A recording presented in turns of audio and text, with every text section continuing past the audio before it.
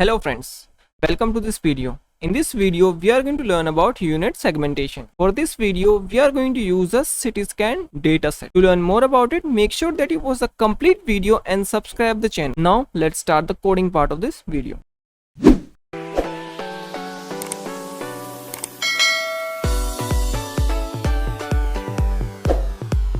Here we are in our Atom text editor and we have all the files. First of all, we are going to take a look at the dataset itself. So the data is in this data folder and it contains two subfolders. First is this test and second is the train. So we are going to take a look at the train. Train itself contains multiple folder, and here within each folder it contains the CT scan images. So here the entire CT scan, which is in 3D format, is sliced into frames. Here you can see the individual frames of the entire CT scan, and these individual frames are then labeled using the VGG annotator tool. I also have a video on the VGG annotator tool. You can check the description for that video. Here you can see all the frames are labeled, and here you can see some of the frames are blank and some are white. So the blank basically don't contain the object. So here the main object is the heart, and the white mask basically contain the heart. So this white portion basically indicate the region of interest which we need to segment. So here in this data, we're going to take both the data set, basically the positive set which contain the frames, and the negative set which don't contain the main object. So this is about the training set. Second is the test set. It also contains some folders, but here it only contains the DCM images, basically test image. If you can take a look at this DCM image. So this is a CT scan, and we're going to read this DCM image, convert them it into NumPy array, and then we're going to predict them and save the results. So now we'll start with the data processing part first. So in this part, we're going to load the data, split it into training and validation. Then we're going to perform data augmentation on the training part of this data. So first of all, we are going to import all the required library. Here we have imported the operating system library to join the path.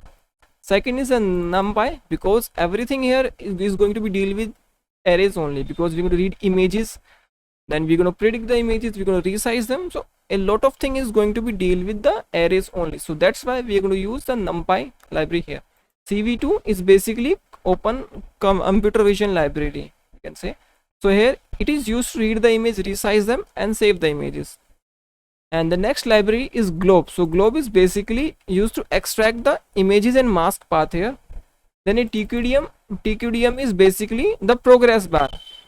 So it basically tells how much iteration has been done. It's basically shown on the terminal that this much part is done, this much is left, and this amount of time is taken, and this much amount of time is left for the whole iteration to complete. Then is sklearn. So where we take this function train test split. So in this function we're going to split we are going to use this function to split the training, the complete dataset into training and validation. And the last is the augmentation library used for the data augmentation. Here we have used the three functions: horizontal flip, vertical flip and rotate. So we are going to apply these three onlys, but you can apply much more and apply the heavy data augmentation. So first of all, we are going to create a simple function called create dir. So create dir function takes the path and check if it exists or not. If it does not exist, then it create that path. Basically it is used to create folder. So now we'll move to the main function. Okay, so here's our main function. So first task is to load the data set. Okay, so first of all, we are going to write a function called load data, and we also need the dataset path. Here the dataset path is the data folder only. Okay, next we're going to write a function called load data. It's going to take the dataset path. Okay, and it's going to take an optional parameter called split, whose value is, let's say, 0.2. So now we have this function. We're going to copy it and start working on it now. We're going to say def keyword, the def, which is to define a function in the Python library. So here we're going to say path instead of dataset path. Okay, it's just for my choice. Okay. So first of all, we are going to load all the images and mask from the from this data folder, from this data and within this train folder. So here we have all the images and mask. So here you can see we have used the glob function and we have completed this path. So first is the path, basically data. Okay, it should be data slash train. Yeah. Okay. So if you are working on Windows, then this path maybe would cause some problem. So you can do one thing, you can use OS library. Generally Windows user complain me that the program is not working for them. And let me tell you correctly, I am not that much Windows user. I use Windows just to play games, and nowadays I don't even play games. Okay, I don't have that much amount of time. So I don't know how you're going to solve this problem, the path problem in Windows. Then I'm sorry for that. I'm saying, because I also don't know, and I hate running this entire code in Windows. I love Linux. It's clean, it's easy, user friendly, and take less amount of hardware. And I love the terminal here. Okay, it's better than the Windows CMD. Now Windows 11 is there, we're going to use it and see how it is better or if it is improved. Okay, let's continue the code. So here we have updated the dataset path with the data and the join. So I hope this os.path join function will just remove the error, because it's OS independent. Here we have the path, the data slash train. Then inside train we have this multiple folders. So we want to extract all these folders. So we have to write star. Star basically means all the folders or files. Here we are working with folders because we have added a slash. Then we have image. Okay, inside image all the images are in PNG. Okay, so this is how you extract the image, and same process goes with the mask. I think both the image and mask are in PNG format. Yeah, both of them are in PNG format. Okay, so now I'm gonna print the number of images and masks to you. We are going to check if they are equal or not, because the number of images and masks should always be equal. Otherwise, you're gonna have some problem. You can see 2532 images and same number of masks we have. Okay, so now we have extracted the images and masks successfully. Now we're going to split the data and return it to the user. Okay, so I've copied the entire thing here. So first of all, split size. So how many images are there in the split set, basically validation set. So what we have done, so we want the 20%, basically 0.2% of images. So 0.2, so we want to find the 20% of these images. So which is of the split length. We have written in function here, because images would be like 1 or 2, it won't be 1.5 or 1.2. and here we have used this train test split function. So it has taken the images and mask folder, then it has taken the split size, and then the random state. So make sure that random state in both these lines are same, they should not be different, and we get the training and the validation split here, and at the bottom we have the training and the validation split for mask, and we're going to return this set. Okay, now we're gonna again copy something and I'm gonna paste them. So I'm not going to write the whole code, I'm just going to paste and explain it to you. I feel that's much better, it's also time saving. And if you want me to write the whole code, then it's not an issue. You can comment it down that you want that I should write the whole code and then explain it to you. Okay, so now we have loaded the data set. Let's print the size here. Okay, so let's run it again. Okay, so you can see now we have 2026 images for training and 506 images for validation.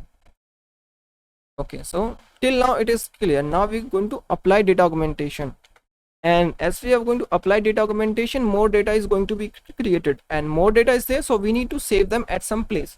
So that's why we're going to create new folder here, and we're going to name this new folder as new data, and inside new data we're going to have two subfolder, that is train and valid, and inside those train and valid folder we're going to have two subfolder called image and mask. Okay, so here are the 4 lines which would create these function automatically. So let's run these lines. Okay, you can see we have new data, then we have train, and inside train we have image and mask, and same goes for the valid. It is valid. Valid also contain image and the mask folder. Now they are blank, but after this we're going to write a function called argument data. Okay, So this is the line argument data. So argument data basically takes the images, mask, safe path, and an optional argument called argument equals to false or true. So if you set it to true, this means that you want to apply data argumentation. So in case of training, you can say it to true, okay, and in case of validation you can say it false, because in validation we don't apply data argumentation. We apply data argumentation because sometimes we have less data. Let's say we have 10 images. For 10 images are really less, okay. If you remember the drive data set, it contain only 20 images for training and 20 for testing. For testing 20 are okay, but for training 20 are not okay. So that's why we apply data augmentation, create more data from these 20 images. So from these 20 images we can create 20 more, or 40, 60, 80. It's up to you how much amount of data augmentation you apply, okay. Here we're going to apply only 3 data augmentation technique: horizontal flipping, vertical flipping, and slide rotation. Okay, so now we'll start working with our argument data function. Okay, so here we have defined the argument data, and inside it we have our height and width parameter, which we have defined at the top. So now we are going to loop over the images and mask. Okay, so we have this loop. Here you can see the TQDM, and inside TQDM we have enumerate, and inside enumerate we have zip, and inside zip we have the two list, basically images and mask. These can be training images or validation also. And the TQDM take one variable called total equals to the number of iterations the loop would run. So here the number of iteration would be length of images or mask, and we already know images and mask are same, so you can write images or mask, it doesn't matter here. So first of all we need to extract something. So before that, let me just print something, print the images and mask path for you here, x and print y. And I'm going to comment out the validation augmentation here. Okay, you can see the images path and the mask path. So you can see it has same name, okay. Make sure that both the images and mask are same. It should not be like images is for one image and mask is for separate image. Then it would be an issue. So if you remember, in the load data function we have used this sorted function, though that's why I've used this sorted function, because I know the names are same for the images and mask, and sorted function would sort the list, entire list, in a sequential order, and we have done the same for both. So we got the same image and mask at the same index number. That's why while looping we get the same image and its respective mask. So now we're gonna extract something. Like first of all we need to extract this data folder, basically this the name of this folder, and then we need to extract this name, or you can entire name with the extension, it's up to you. Okay, so we're going to say we're going to have a dir name, directory name, equals to x.split. So we're going to print dir name. Okay, so we have split this path, entire path, on the basis of this slash. Okay, so we have got a list which have data, train, the folder name, then an image, and the name of the image with extension. So we need to extract this third. Okay, or if we say from the back is -1, -2, -3. So I always start with the back, because maybe your path is different here, it's not same as mine, but ultimately at the last you would get a image name with extension, then we have image folder, then this folder. So you can say -3 here is going to be the directory name, and I will tell you why are we extracting this directory name. Okay, so we have extracted this. Now we extract this, and for this I'm going to simply write again same lines of code. You can say name, because we need to save the augmented image and mask, so we need some specific name. Just do not repeat over time. Okay, because inside each folder, let me just tell you the reason. So let me move to the train folder. You can see we have 51, 53, and if we go inside image we have 1200 name. So you have these names. Now if you go to again the folder, you can have the one. So you can see the names, these names are basically repeating. So what I'm going to do, I'm going to extract this folder name, append this folder name before the name of this. Okay, So that's what I'm gonna do here. So now we need to extract the name. Again, we're gonna say x dot split slash, and we're gonna print the name.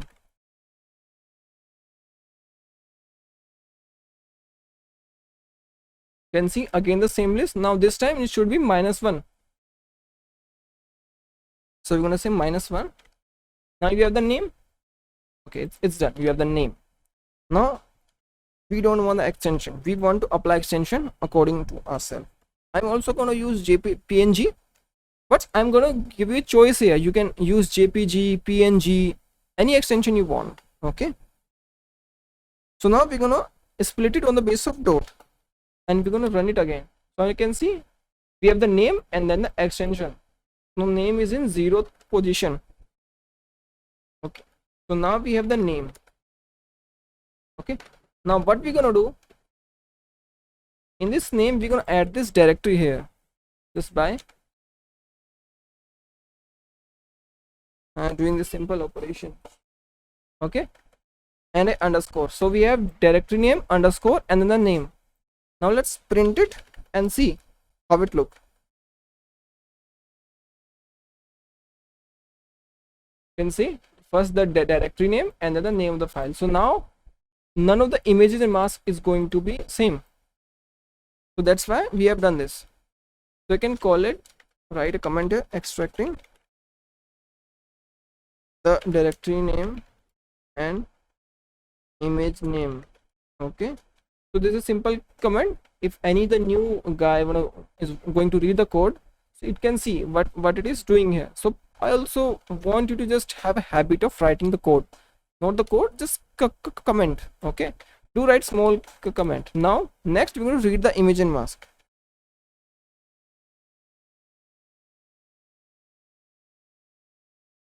So this is a simple line which is going to read the image and mask. X and Y contain the image mask and the, not the image mask, image path and the mask path. So we are going to read both the image and mask as a RGB here. It's not an issue. You can read it also grayscale, but here I'm going to, for my easiness, I'm going to read them as RGB because we are going to apply data augmentation here. If you remember, we have this optional variable called argument equals to true. Now for, let's say if argument equals to true, then we have to follow certain parameter. Let's say pass here. Now we're going to work on else case first. If augmentation is false, so let me just set augmentation false here. Okay, so we have set augmentation false here. Now start working on this false part first. So if you know, if augmentation is true, we would create 3 more images and 3 more masks using these 3 augmentation techniques.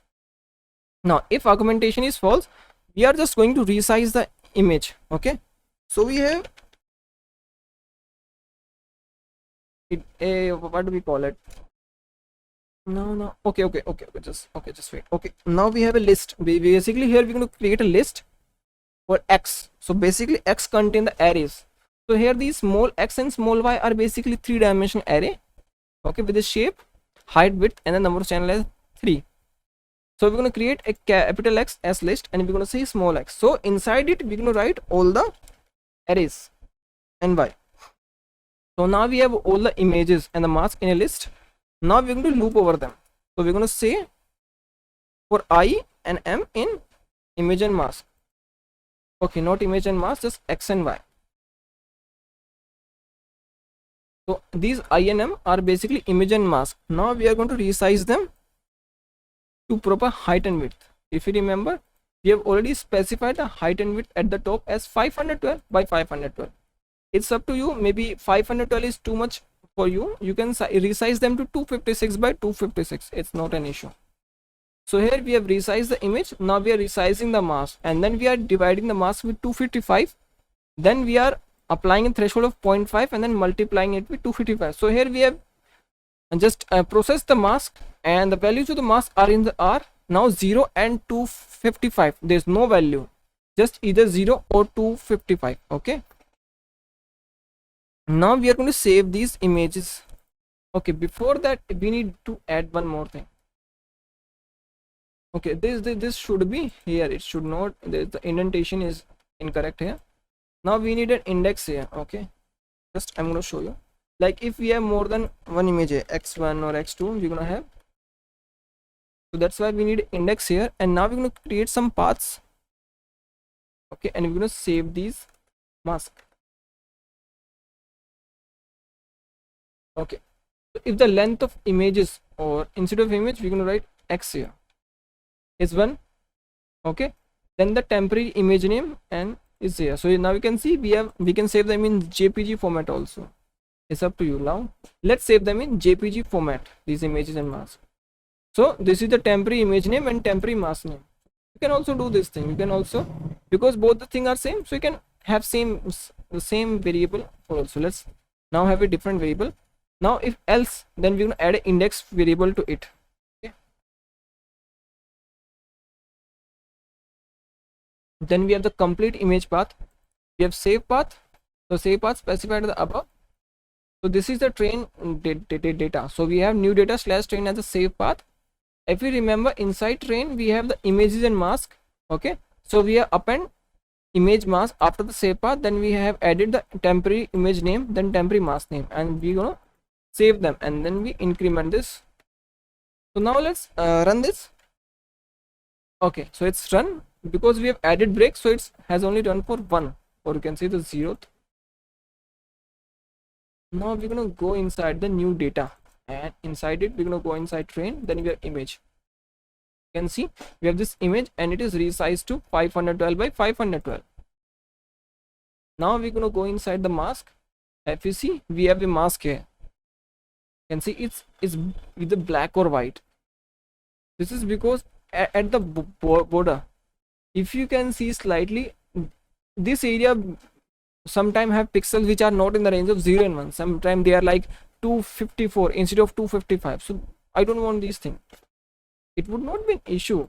Okay, don't worry about that. It would not be an issue. You just divide it by 255, a black and white mask, which have a binary mask, you divide it with 255. So values are between 0 and 1. Okay, so now this part is complete where the data augmentation is false. Here what it do, it would save the image, resizes it and save the image. Now what would happen if the argument is true? So let's first set argument to true. Okay, so now here we're going to remove this pass and we're going to write some code. So here you can see we have these 3 classes basically: horizontal flip, vertical flip and rotate. So in horizontal flip, you can see within every function it has p variable. Okay, so p is basically probability of applying this data augmentation technique. So we're going to say apply it 100%. So that's why we have said 1.0, 1.0. And this class basically have object called AUG, and within AUG object we're going to give it the image in the x variable, mask in the y variable, and we have the augmented image in form of x1 y1. Same we have do for the vertical, and we have got x2 y2. And within rotation we have extra variable here, we have the limit. So limit is basically angle. So how much limit you want to apply to the rotation? So we say 45. So 45 basically means plus minus 45. So let's assume this image is at 0 degree, so it can rotate 45 degree to the left and 45 degree to the right. Okay, so this is what happening here. Okay, for now let me just delete this new folder again, and it would be automatically created. One thing what I've learned over the time by coding is that you should not depend upon user, that it would create a new data, then new, just try to automate everything. Don't depend upon the front end user, otherwise he would ask question, it's not running.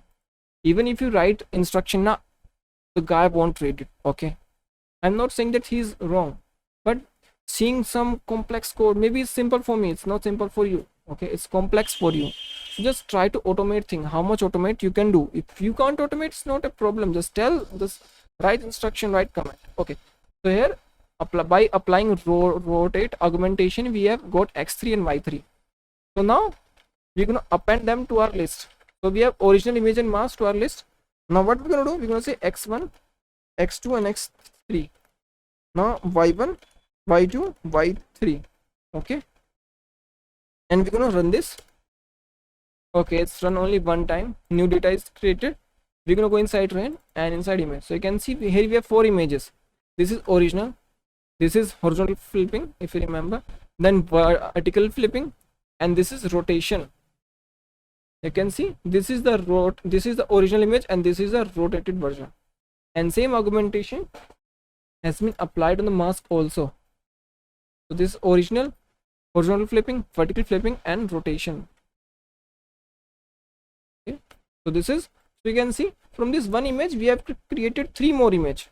So you can see we have increased the size of the data set 3 times. Okay. So it would definitely improve your performance. Okay. Now what we're gonna do, we're gonna apply data augmentation and run this, and we're gonna remove this break line from here also. And before that, let me just remove this folder from here. So let's run this data.py here. Okay, let's wait for that much amount of time. So here I'll just pause the video because it would take time. Okay, so you can see the process is done and the loops are complete. If you see, this progress bar is basically because of the TQDM. So now you can see how easy it is to see that this much amount it has taken and this much iteration need to be done. So instead of like leaving the loop as it is and just waiting for the program to get over, it's better to use a progress bar.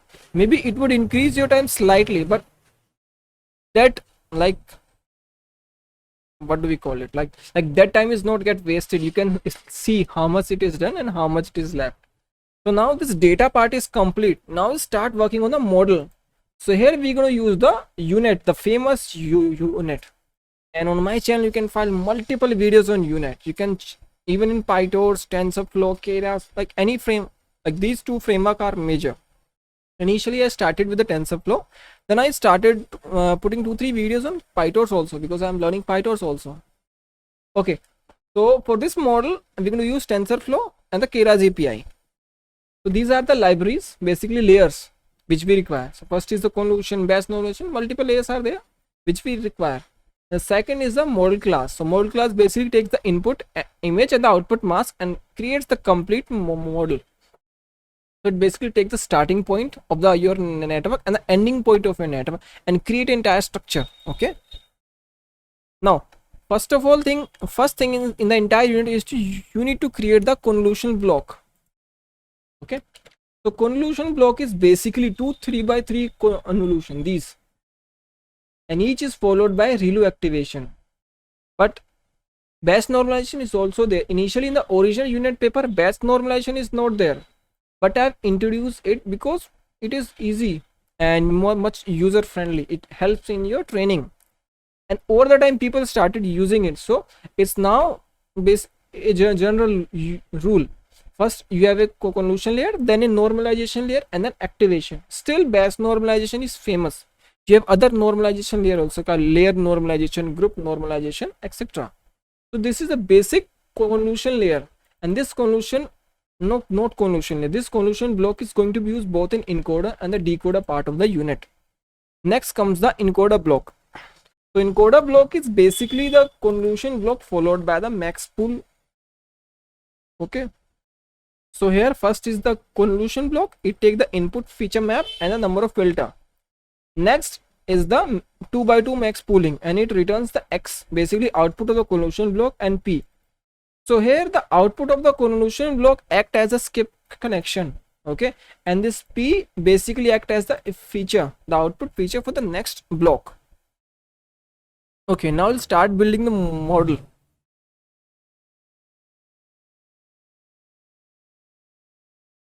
Okay, so this is the unit. First we have defined the input. Okay, so let's do one thing. We're going to call the main function also here. Okay, so till now let's remove it. Okay, so this input shape is basically 512 by 512 by 3, and that's the shape for our images and masks which we have processed now. Okay, so now next comes the encoder and the decoder, not the encoder and the decoder, the encoder blocks, the different encoder blocks.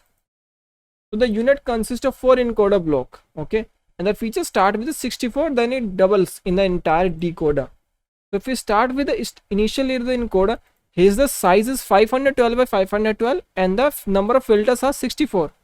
So as you go down in the encoder, the resolution decreases, okay, and this number of filter increases. So that's the rule. So this is the encoder part. So and here are S1, S2, S3, S4 are the skip connection, and P1, P2, P3, P4 basically the pooling output, and this pooling output acts as the input for the second encoder block. Okay, you can see first encoder block gives S1 and P1. For the next encoder block, input is P1, then number of filter 128, and same, then P2, then 256, then P3 and 512. And next comes the, what do you call it, the bridge or the bottleneck part of the unit structure. Now it's basically convolution block, no pooling layer is there in this. So we take the P4, the output of the fourth encoder block as the input, and 1024 as the number of filters or number of output channels. Next comes the decoder block. Okay, so we're going to start working on the decoder blocks. Okay, so let me just copy some codes from here and I'm going to show you. Okay, I haven't copied anything. Okay, here is the, okay, so here is the decoder block. It takes three things. First is input, second is skip connection, third is the number of filters. So for now I would remove this skip connection from here. What I do, first it take the first what it takes is the skip is the previous input. So we're going to call D1 equals to decoder block. Okay, first it take the B1, and next now we take the 512 as the number of filter. So upon this B1 or this input in this decoder block, we are going to apply the transpose convolution. Okay, so this is basically 2 by 2 transpose convolution, and it increases the resolution by 2. So now we're going to see the input, the size of input here. Okay, spelling mistake, input. Now we're going to check the size for this X. X basically the output of the transpose convolution block. Okay, so we're going to run it now and see. Okay, before that let me just activate my environment for the TensorFlow. I generally use the virtual environment for both the TensorFlow and the PyTorch as separate. File name is model. Okay, so we have a lot of messages of the TensorFlow. Let's ignore them and see these two messages. First, the size of the input layer. The input is 32 by 32 and number of filters as 1024. That is number of filters came from this block. Okay, and the output of the transpose convolution is 64 by 64. You can see the height and width doubles, and 512 as the number of filters come from this, the value, the number of filters which we have given. Now we're going to concatenate it with a proper skip connection, and we need to make sure that the height and width of skip connection is same as of the output shape of the transpose convolution. So let's say skip here, not here, here. Okay, skip. Okay, let's leave it now. First of all, we're going to see the shape of the this, what do we call, the skip connection. So let me just print the shape of some skip connection. S1 dot shape, S2 dot shape, then S3 dot shape, then S4 dot shape. Okay, so now in the starting we're going to see their shapes. You can see these shapes. So first is 512 by 512, then again the half of 512 by 512, that is 256 by 256, then again the half of 256, 128 by 128, then half of 128 is 64 by 64. So you can see this last skip connection is of the same shape which we require. So we're going to remove it from here, and we're going to say skip connection S4 here, and we're going to add a parameter skip here.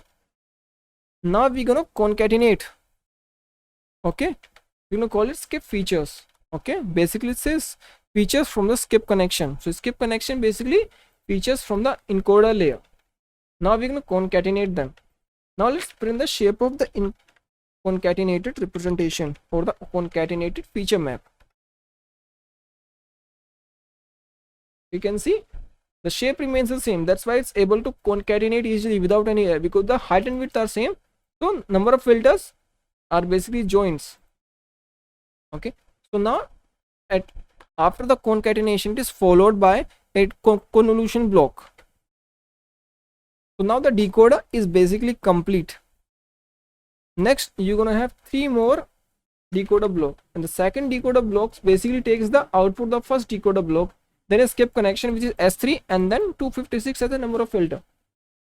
So in the decoder block, the resolution start with 32 by 32, and it until the and as the number of layer increases, the resolution increases up to the original size, that is 512 by 512, and the number of filter in the initial are high, and as we go below the network they decreases and remains 64.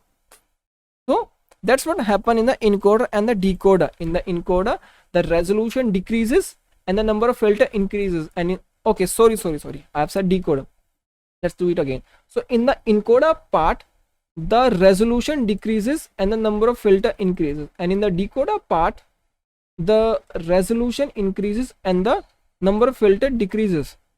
I hope I said it correctly. If I haven't said it correctly, then please comment below. If I have said it some mistake, I won't edit this part. I will let you remain as it is, because editing take a lot of part. I have to check it, then cut it.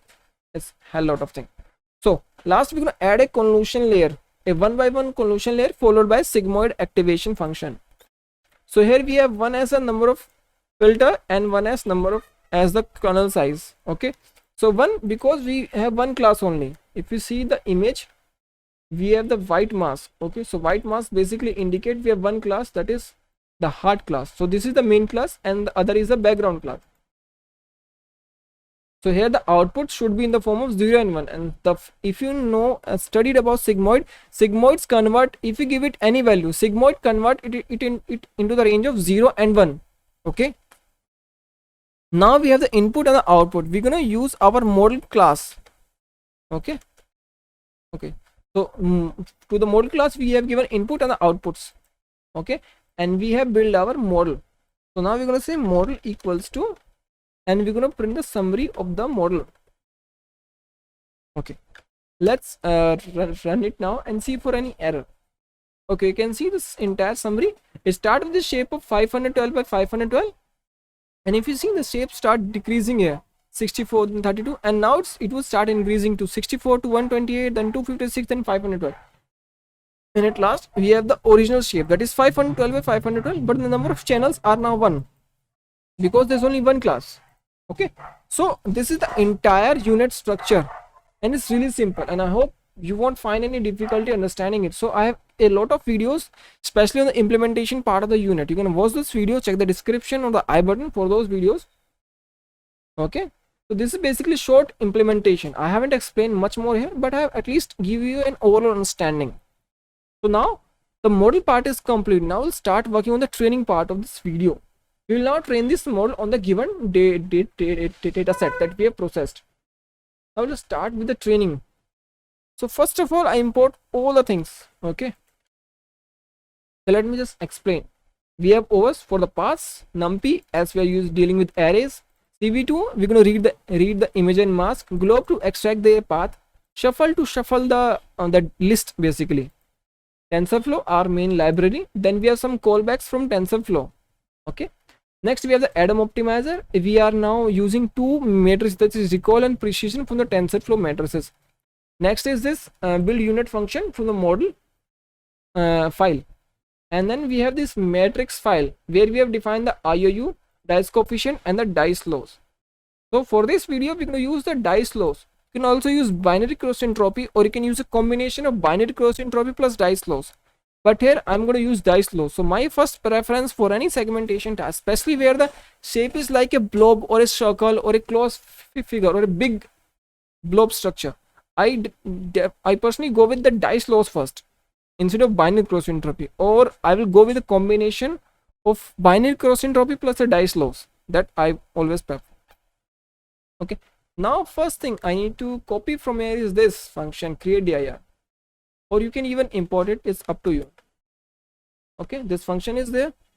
Okay, before that let's just specify the height and width here. Okay, because these are going to be required in multiple functions, so we have already specified them here.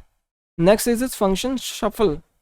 Okay, we're going to take this shuffle function and create another function called shuffling. It takes x and y. So x and y basically is the list here, images list and the mask list, and we're going to shuffle them. Okay, now let's start moving on to the main part. So first of all, we are going to seed the environment. Okay, you can see we have seeded the environment. Make sure that the randomness is seeded and we have same randomness every time, because it's neural network, it's deep learning, and random variable is always there, and these random variable are initialized randomly, so we want them to initialize with the same randomness every time. Okay, we don't want to repeat the random, no, we don't want the randomness to be different, because testing time randomness is different and result won't be reproducible. So seeding is, so the rule is that you seed the environment, make sure that the results are reproducible. Next, we're going to create a directory called files, and within the files directory we're going to save our weight file for the mode. Next, we're going to define some hyperparameter. Here we have a batch size of 2, learning rate 1e minus 4, number of epoch, let's say 5. Okay, we are not going to train it more, because I don't have those resources and my GP is about to be dead. You know, it literally goes to 99 degrees and I fear that it might die someday, so I don't want that. Next is the model path and then CSV file path. Okay, so now we're gonna extract the data. So we're gonna create some paths. So here is the path. The path for the data set is new data. If you remember the new data folder, and then for the train path we have new data, then train, and for the validation path we have the new data and then valid. Okay, this much is done. Now we're going to create a function called load data, which is going to take the path and return the images and mask. Okay, so this load data take the path variable. This can be training path or validation path, and if you go inside it, so for training, inside it has images, so we're going to append images in this path, and inside it we're going to have JPG images. If you remember, we have saved the images in a JPG format, and same for the mask. So this function takes the path and help us to extract the images and mask. So that's a better way. We have written a common function for both extracting the training and the validation path. Now we're going to extract the training and validation data. So here you can see we have used the load data, then we have given the training path, and it returned the training images and the training mask. So X represent images and Y represent mask. Okay, then we have shuffled the training data, and like this we have extracted the validation data also. Okay, next let's print the size of the training and the validation data set. Okay, let me just copy it from another file and paste it here. Okay, now it's enough. Let's also run this file. Maybe there's some error, so we're going to encounter it here only. Okay, there's no error. So you can see the size of the training data set is 8104 images and the validation is 506. So you can see validation remains the same because we haven't applied any data augmentation here, but on the training part it has like increased 3 times. Okay, so that's why it is around 2000 images and now we have 8000 images. Okay, so basically here 3 parts. This dataset constitute of the 1 part from the original and 3 parts from the augmented dataset.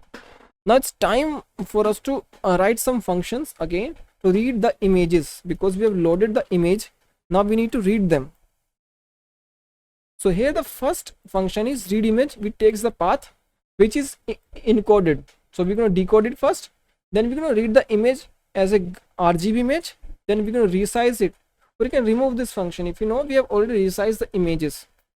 Then we're going to divide it by 255 because these are RGB image, and RGB image start from 0 and end at 255. So we're going to normalize the pixel value in the range of 0 and 1. It's better to have a standard range. So here all the image pixels are converted between 0 and 1. Then we convert it into float 32. Okay, and we're going to return the image, the normalized image. Next we're going to read the mask. Here we're going to decode the path first, then we're going to read it as the grayscale image. Okay, again we resize them, we can remove this line. Here again we have divided by 255, then we have used a threshold of 0.5. Okay, so 0.5 would convert it to 0 and 1 only. Okay, then we convert it into float 32, and then we extended the dimension of the last axis and we return the mask. Now next is the TF parse function. Okay, so TF parse function basically is going to be used by the TensorFlow. Okay, because now we are working on the data and we need to build the dataset pipeline. All these three functions are basically one of the part of the dataset pipeline. Here if you see the TF parse function, so it has, so this x and y represent the single image and single mask path. Okay, so here if you see, we have used the cv2 and the numpy function which is outside the TensorFlow. To use any function which is outside the TensorFlow, we have to use a function called tf.numpy function, and you take the function name. Here you can see we have the parse function. Again we have a function inside a function. Okay, it's easy, not that complicated. So tf parse basically again take the x and y, these images and mask path. It goes through these read image and read mask and return the x and y array. So here this tf.numpy function takes this function which reads the image and mask and return. Then it takes the input. What are the input taken by the parse function, which are x and y, and that data type which is written by the output of this parse function, which are float 32. If you remember, we have specifically defined the arrays as float 32 in both the read image and read mask. And at last we're going to define the shape of these x and y. So these are the size of 512 by 512, and we have already defined them in height and width variable. An image has channel 3 and mask has 1 channel. Now it's time for another function, the last main function, which we're going to use to build our dataset pipeline. And here you can see this is the function called tf dataset. We take that dataset at tensor slices. So here these x and y are basically list of images and mask path. We have a default batch size. Okay, so we get this dataset, then we use the tf parse function. If you remember a little time before, we have seen this tf parse function.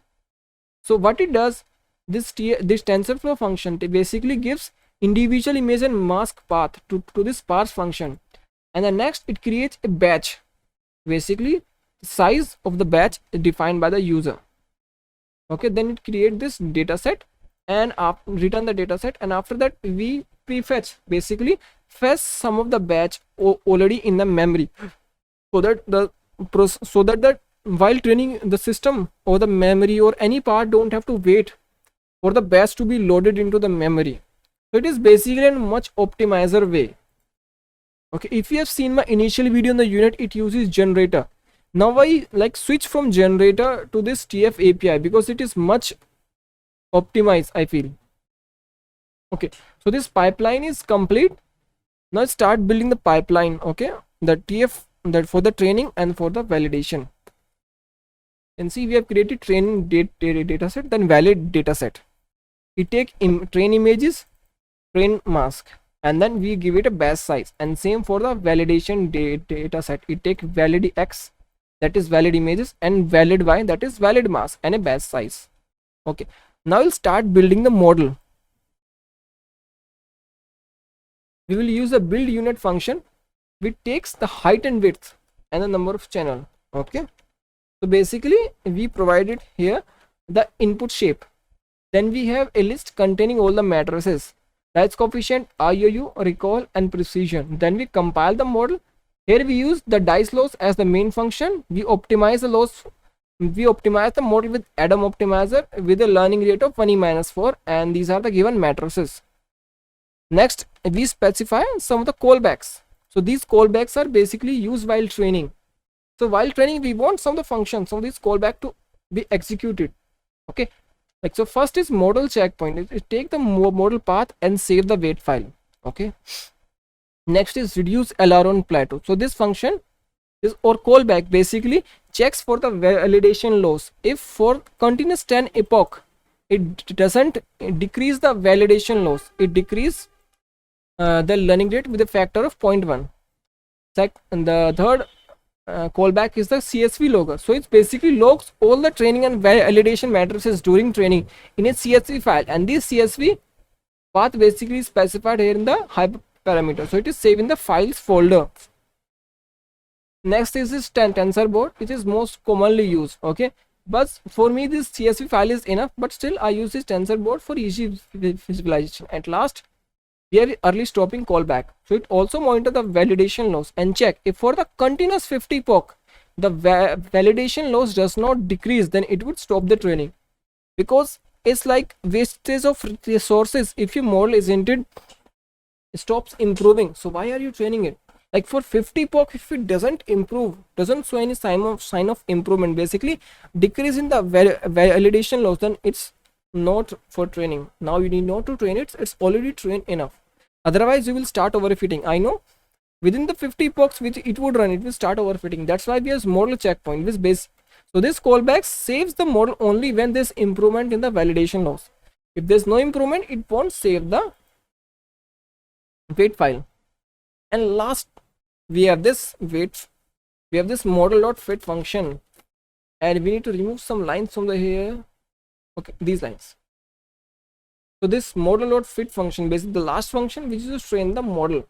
We take the training data set, the number of epoch, then the validation data set, then callbacks, and then we set shuffle to false. Okay.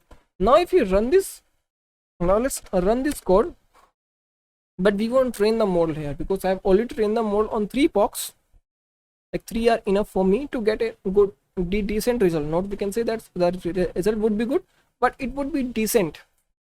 We can see start training now. If you see, it takes 46 minutes here, and I don't have the capacity to train it for 46, or let's say if it take even 10 minutes for 5 epoch, it would take 50 minutes. Okay, and I cannot run my GPU for 50 minutes continuously. So I have already trained this model, and we have this files folder, and we're going to copy this data.csv and the wait file, and we're going to paste it here. Okay, so now we have trained the model and we have generated this data.csv file. If you see, it is run on 3 POCs, and for these 3 POCs we have the dice, IUU, loss, learning rate, precision, recall, and same values for the validation also. Okay, this is how this CSV logger callback work, and we have this model.h5 file which is basically the wait file. Okay, so now the training is complete. I hope till now every concept is clear to you. If there's any question, then please comment below. I'll try to answer your query.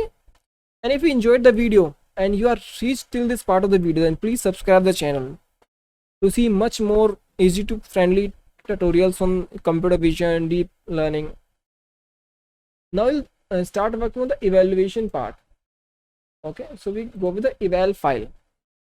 So in evaluation, we are going to use the validation set, and we're going to make prediction on the validation set only, and also save the mask and calculate various matrices. Okay, so these are all the files, or no, the files, the function which we require here. Next, we're going to define the height and width. This is good because it's good for, like, for me, I believe that you should define some variable globally which are going to be used by multiple folder, because you need not to provide them through these functions, or it's up to you. For me, it's simple to define them in a top and then use them everywhere, wherever you want. So this is the function to create a directory, or you can, like, I can write a comment here, created directory. Okay, so first of all we start the main, and what do we do with the first when you start with the main, if you remember? So we're going to seed the environment again with the same randomness. Okay, you can see the same, and this time we have created a folder called results. Next, we're going to load the model. Now the model is trained, and we're going to load this wait file. So now we have this model, so we're going to say model.summary. Now you see, why have we used custom object scope with these 3 functions, that is IUU, dice, and dice loss. If you remember, we have used these 3 functions while training. Dice loss here for the loss, and dice coefficient IUU doing the matrix. And these functions are not defined by the TensorFlow, they are outside the TensorFlow, which we have manually defined. So by loading the model, if you have used any function which is outside the TensorFlow, so use this custom object scope function and call this function here in this directory. Okay, not directory, the dictionary, I'm gonna say in this dictionary, and load the model inside it. Okay, now we're gonna load this file eval.py, and we're gonna see if the model is successfully loaded or not. You can see model is successfully loaded. So till now it's working fine. Now next we're going to load the data set, that is the validation image and mask, and we're going to here call them test x and test y. Okay, so you can also do one thing, you split the data set into 3 parts: training, validation and test. It's up to you how you choose it. Now let's again run it and see. For testing, you can see we have 506 images and 506 mask. So now we're going to loop over the test images and mask. Okay, so first thing what we're going to do, we're going to extract the name. Okay, if you remember, we need to extract the name, and also okay, this is from the new data. Okay, then we need to extract the name only, not the directory.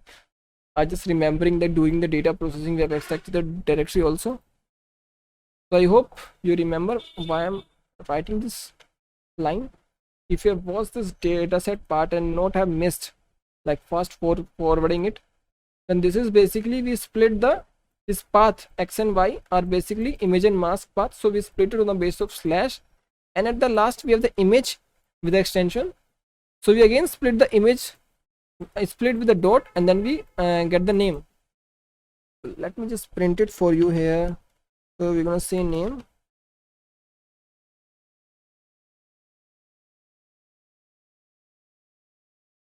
You can see 506 times it has run, and you can see the names. These are the name of the files. Okay, so next we need to read the image and mask. Okay, so this is the code. First we read the image as RGB, then we normalize it, and then we expand its dimension on the first axis, because the images, the model take the data as batch, okay, in a batch format. So here if we have single image, then it's going to be batch of size 1. And same for the mask. If we read the mask as a grayscale image, we normalize it, use a threshold of 0.5. Now we're going to make a prediction. Okay, so here we have given model the image x, because it's basically a batch size of 1. So it's a list which contain one image. So we have at the index 0 would automatically be our mask. Then we squeeze the y on the x, on the last axis. So here it would have converted to height and width. So this prid, y prid would basically be height and width, that is 512 by 512. If I just give the shape,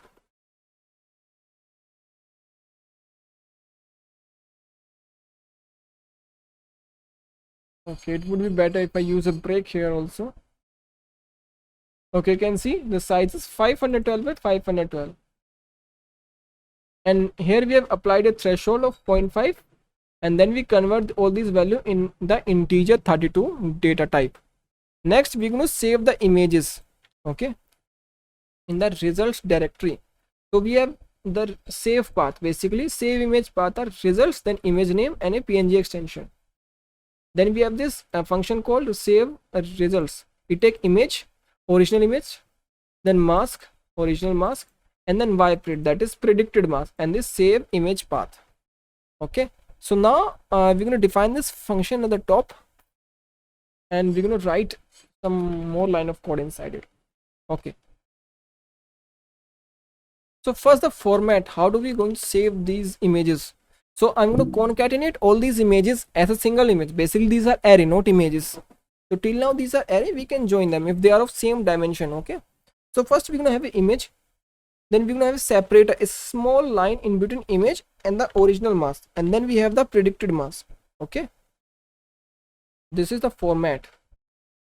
So let's create a line, basically a separator between the image and the mask and the predicted mask, where it would be of the height 512, number of width, the width would be of 10 pixel, then 3 channels, and we're going to multiply it by 128, or you can also do it 255 or any color which you want.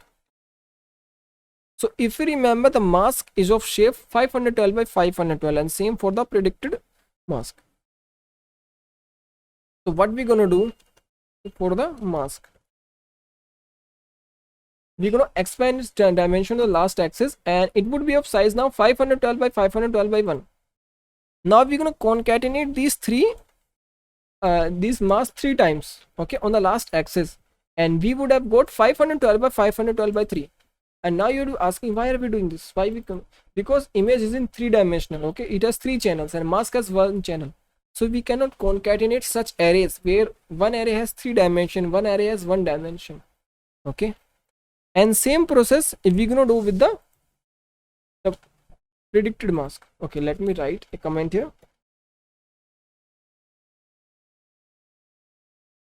Okay, so we have now the image in the same number of channels, then we have mask in the 3 channels, and then now we have the predicted mask in the 3 channels also. So now what we're gonna do, we're gonna concatenate all these images, and we're gonna get a single image called cat image. Then here we have image, then separated by a line, then a mask, the ground truth mask basically, then ground truth mask followed by a line, a separator, and then ground truth mask. So what we're gonna do, we're gonna run it now, okay, and we're gonna see, okay, saving the prediction, where it is, yeah, it has an indentation error. So this is a funny thing about Python, if you even have a small space, it gonna give you error. Okay, it has run for 10 times. Now we go into the results folder. You see, first is this image, then we have this ground truth, and then we have prediction. So both the ground truth and prediction are black because the object is not there. But now I can see the prediction is saying that there is an object here, but the ground truth is none here. Because this data is labeled manually, I can see there's some error. Okay, so the data set is not that correct. I cannot confirm the correctness of the data set here.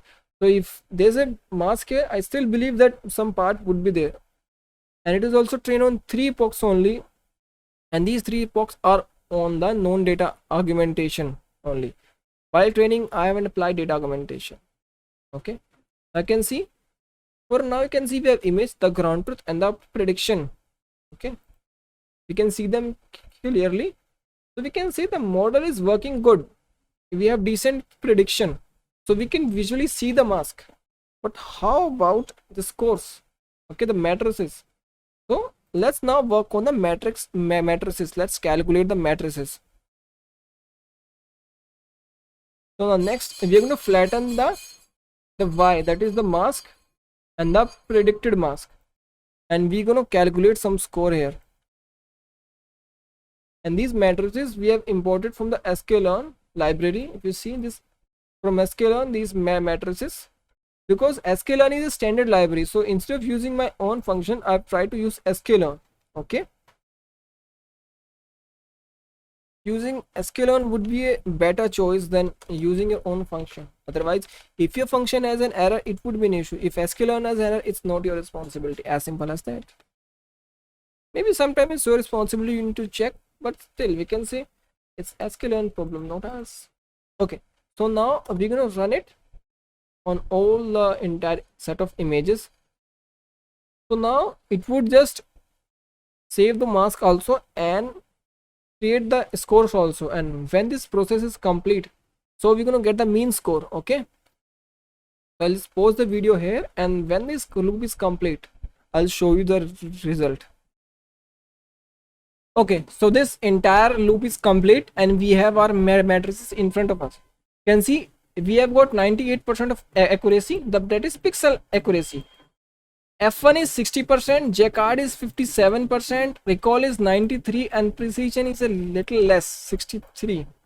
Okay, so because we have trained this model on 3 epoch, and that is without data augmentation, so I see these results as okay. And now let's go through the images also, that is predicted images. I believe the result should be fine.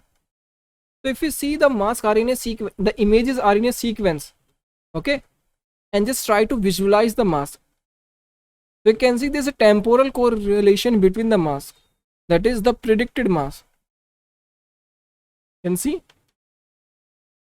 like the model, now I feel that it is really over segmentation, it should be trained more, but at some places it knew that there is no mask here. So model has a understanding, but still it need to learn more for better generalization. So I want you all to train this model, and if some of you have the ability to train it, I'll just give you the data set and the code also, don't worry about that. So just train the model and also share the weight file with me also, okay, because everyone can use it. Okay, you can see I show you in this in a fast forward way. You can see the at some places the masks are really good. There's a temporal correlation seems between the mask, and that's one of the more major important thing. And that's because I think because we have included both the negative and the positive samples. Okay, so this is all about the evaluation part. Now comes the last part. If you remember, we have this test data set, okay, which contain DCM images. These are DCM images, not PNG or JPG images. So let's start working on this part. And all the libraries are like you are familiar. Here we have one more library called py-dicom. So this is a library which we are going to use to read the dicom images. Okay, so one thing we need to import again this function. I don't know why I'm like writing this function again. I can simply import it. Okay, for now let's copy paste it here. And first of all, we need one more thing which we need to copy from here. Okay, it's where it is. Yeah, here it is. Okay. So we can entirely copy it from here. First we're going to seed the environment, then we're going to create a folder called result, not result, the test folder. Then we have our model, and now we're going to load our images, these DCM images.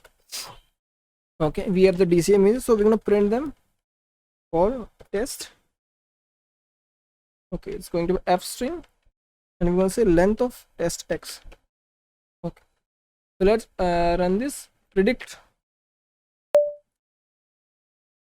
Okay, so how many test images we have here? So you can see we have 832 test images, that is 832 DCM images. Now we are going to loop over this test x data. Okay, first of all, again we will do the same thing that we have done in the data part. We're going to extract the directory, we're going to extract the name, and we're going to join and create a collected name. Now it's time to read the data, not the data, the image.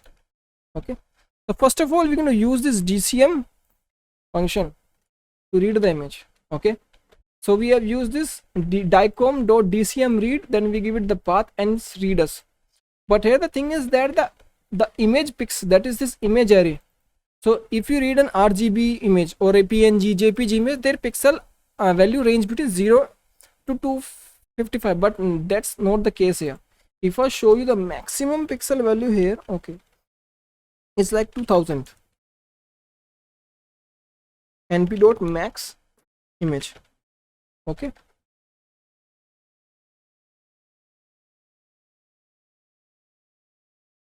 okay, you can see 2349, that is the pixel value here.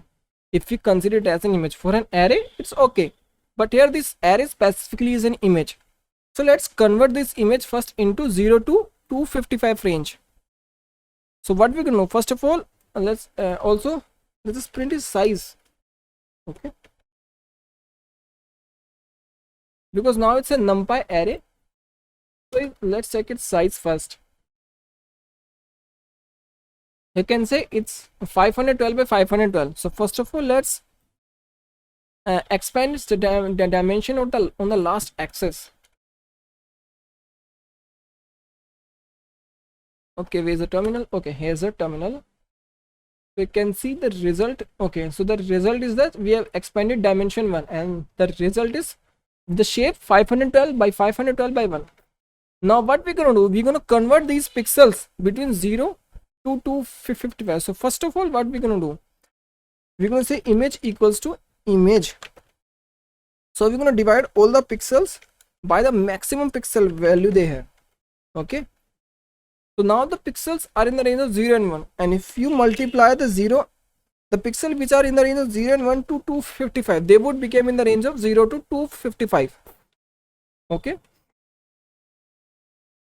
now if you want, I can like show you a sample.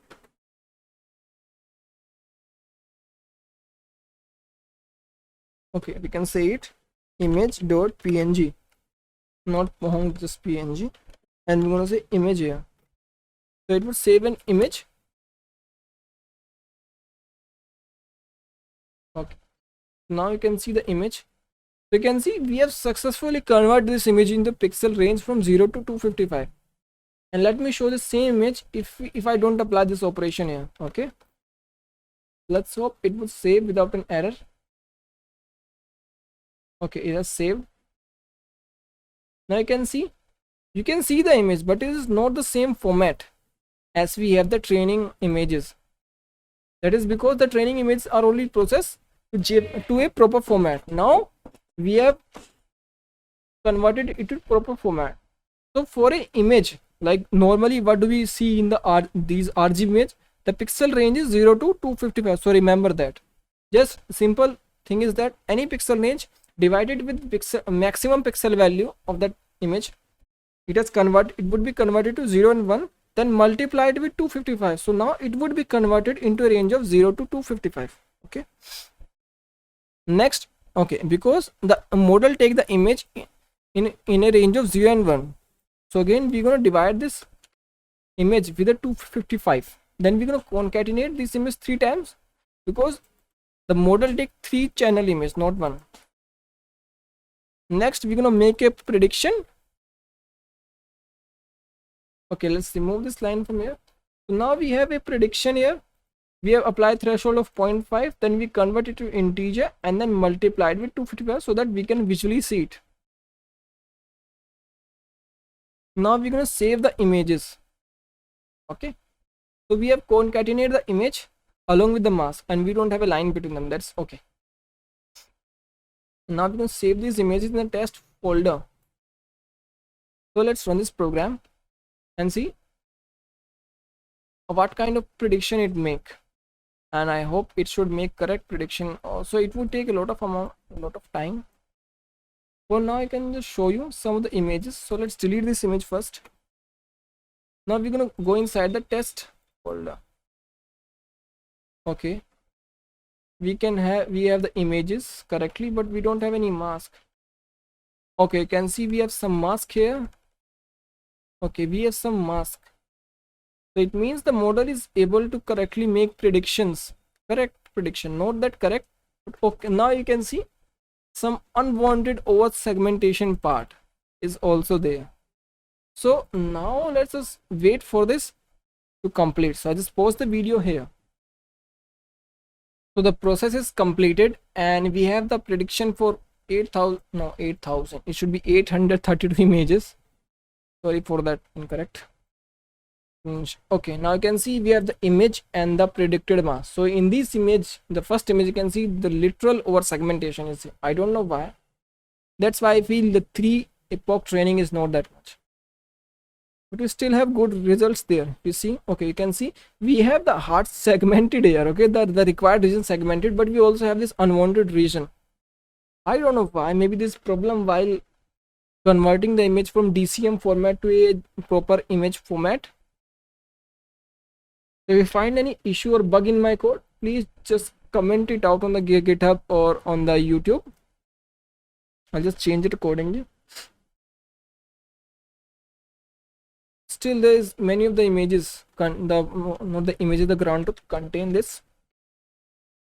Okay, if you can see, the images with the circle contain this part, this segmented part, and rest of the images I think don't contain. Yeah, I think there's some fault with the data, I think, or maybe this data is not there in the training. This kind of data which is in this circle is not there in the training, so like model is confusing. Here also you can see the model is confusing, and in the last you can see we don't have those boundary with white regions, but here you can see this temporal relation between the mass. So it's like the first frame we have okay mass, then second we also have, it's not like in second that this is like is absolutely different mass. So you can see the predicted mass is like okay. So I feel with the 3-poke training without data augmentation, the model is performing well. I hope I was able to like give you an entire overview of the process of unit segmentation with this hard segmentation data set from the CT scan domain. So if you enjoy this entire 1 hour long video, then I thank you, and please like the video and subscribe the channel, and you can also check out the membership if you want my channel to grow. And if you don't join the membership, it's also okay, it's not compulsory, it's optional, okay? And if you have any issue, any problem, any question, any query, then please comment below. Thank you, have a nice day.